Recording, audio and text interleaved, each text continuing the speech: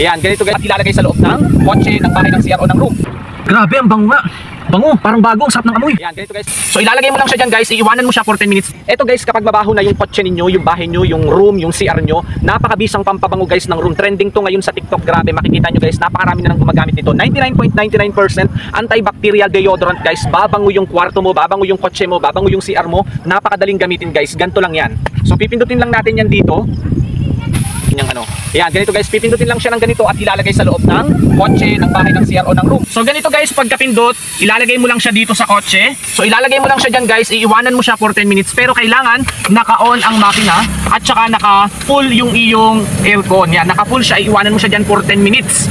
So after 10 minutes, babalikan mo siya guys, napakabango. Lemon nga pala yung flavor nito. So ganun lang siya kadaling gamitin guys, iwanan mo siya for 10 minutes sa loob ng kotse, nakabukas yung aircon, naka-full siya. Then pagbalik mo after 10 minutes guys, napakabango. Marami nga pala yung available na flavor. So may lavender, lemon yung kinuha ko. Mayroon pang ilang klase ng flavor, napakabangong lahat guys. So hindi lang siya basta sa kotse, pwede rin siya sa bahay, sa kwarto, sa salas, pwede rin siya guys sa CR. So kung gusto mong matanggal yung mabahong amoy ng kwarto, ng CR mo para talagang fresh na fresh at parang amoy bago, lalo na sa kotse para lalong mag-amoy bago guys, napakamura lang yan. Available yan sa Yellow Basket guys, kung gusto nyo, check out nyo na.